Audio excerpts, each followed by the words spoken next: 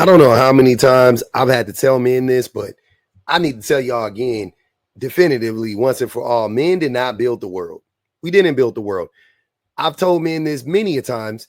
You don't know who built what because men just erase the history. They erase women from the history book. The same way white people erase black people from the history books. And the same way every victor erases the people that they that they don't deem to be worthy out of the history books, right? That's what happens. The victor gets to write the history books. We all know that, right? Why would they give credit? Why would they say, oh, we learned all of this from these people who we oppressed or we exploited or we, you know what I mean, slaughtered or whatever? They're not going to do that. Because then that humanizes those people. And then people go, well, damn, if they were so smart, why did you kill them? Why did you know what I mean? So they're not going to do that. But I love hearing stuff like this. This is very interesting. This is what I have all about history and always, I won't say I've always thought about this, but I'm saying this is what I think. I've thought this for a long time though, is behind every great man, there was probably a woman, right? Like already know behind every great man, the vast majority of the time there was a woman, his fucking mama, starting with his mama. And if it wasn't his mama, it was his grandmama. But I mean, even closer than that, behind every great man, there's usually a woman. A man has stolen something from a woman, some insight from a woman or something like that. Men are not that fucking perceptive. We're just not. So whenever things come about, like anything's come up about like psychology or sociology or the behaviors of people, I'm sitting there going, yeah, that's some shit women would say. Because women be clocking shit. They pay attention. They're listening. They're watching. Men typically don't do that, right? Spreads, it goes to Athens. The Athenians fall in love with it. A woman named Aspasia teaches Socrates. Oh, that got left out of your stories, didn't it? Socrates' teacher was a woman named Aspasia. The reason why that got left out of your history is because once we became Christian. And nowadays, most women still are teachers. So if most women were teachers back in the day, which I'm pretty sure they were, and they are still the teachers now, how could men be the ones to build the world if the women were the ones teaching them? I don't know. Maybe that's a different math equation for a different day. Asia. The reason why that got left out of your history is because once we became Christian, we didn't like the idea that women were teachers and leaders. And so there was a system. Which proves that Christianity and all Abrahamic religions are simply religions rooted in the oppression of women.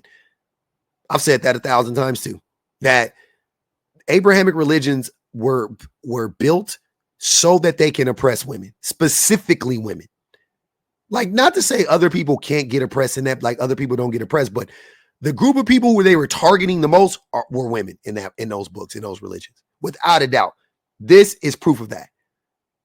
Didn't like the idea that women were teachers and leaders, and so there was a systematic attempt to delete all the women leaders and all the women philosophers from the history textbooks. And so if you look up Aspasia, you will find people saying, yeah, she may not have been real. Why would Socrates tell us that a mythical person taught him philosophy? What's the point in even making up the story? What's the likelihood that she wasn't real? It's preposterous, but it fits our patriarchal orientation. Wow. Just an example of how men, because this is something that we believe, right, that we're taught, oh, it couldn't be a woman. No, a woman isn't behind this or the woman isn't behind that. Like, so we believe it. We buy into it. Men are going around, men who ain't built shit, by the way. Men who can't put together a goddamn model train are up here talking about men built the world, men built the world. How? Do you know what that means? Is philosophy not a part of building the world? Is art not a part of building the world? Is math not a part of building the world?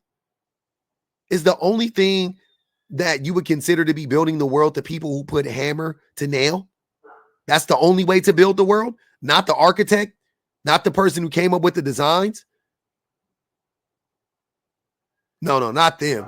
Just the people who pounded the nails in, or who moved the stone around, who added the mortar.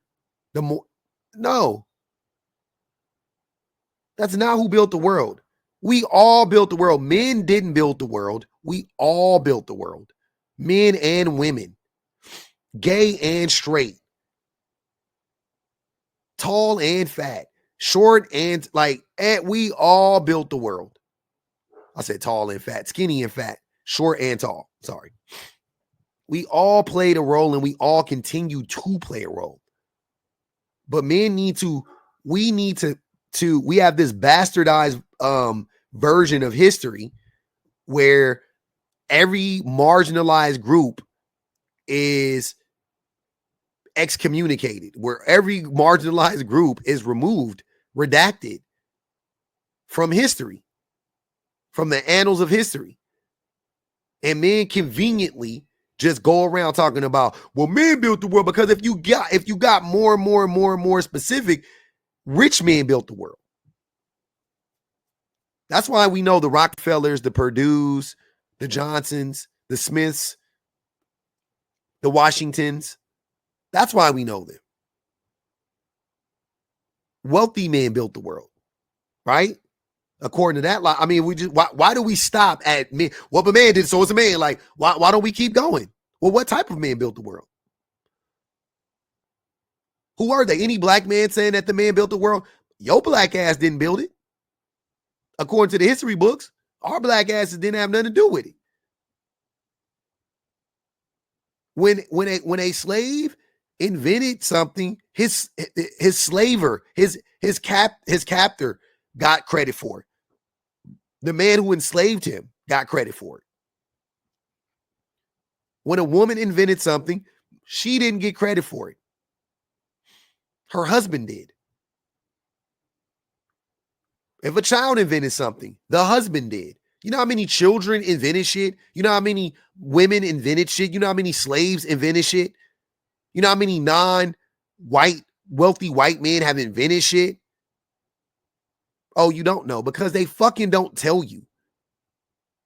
Like, they weren't even the ones doing the work. Why would they make an invention? That doesn't make sense. Why would a wealthy white man invent a plow when he never plowed a field? Why would a man invent hair products for women? Right? Why would a man invent curling irons and da-da-da? And I'm not saying they did. I'm just saying, like, that's the type of shit that would happen. It's like whatever was invented at that time, it would get credited to a man. They didn't give women credit for much, bro. That's all I'm saying. They didn't give women credit for much. And that continues to this day. We see it in real time. Men stealing women's ideas. I see it online every day. I see men stealing men's whole personalities they get from women. We get our whole fucking flow from women. Swag from women. Everything. We get it from women, then we take it and we say we made it up. It's our shit now. And then they make up something new, and then we take that and we go, it's our shit. Now women just keep inventing new shit. The way that men react, the way that men don't actually like do anything, they just react to the things that women are doing, proves that women are the kind of like they the foundation, they the building blocks of this shit. They the architects. The same way black people have, especially in America, we built America. We're the architects of America. And we're the workers. It was literally built with our sweat equity and our blood, our bodies, as the mortar, right? They used it like in that wall in 300. That's us. That's our blood in the monuments that they built in Washington. That's our blood on Wall Street. They built it on us. They built it on our backs. We don't get that credit though. Same shit, man. We invent, oh, look at all the slang we use. Nowadays, as they call it brain rot. No, it's just AAVE. It's just how black people talk. Our whole dialect. They take it and they call it brain rot now. Box braids, same shit. Like, that's what they do. You see it happen in real time. What makes you think they weren't doing it 7,000 years ago, 700 years ago, 1,500 years ago? What makes you think they weren't doing that? You think the men of those days were better? Absolutely not.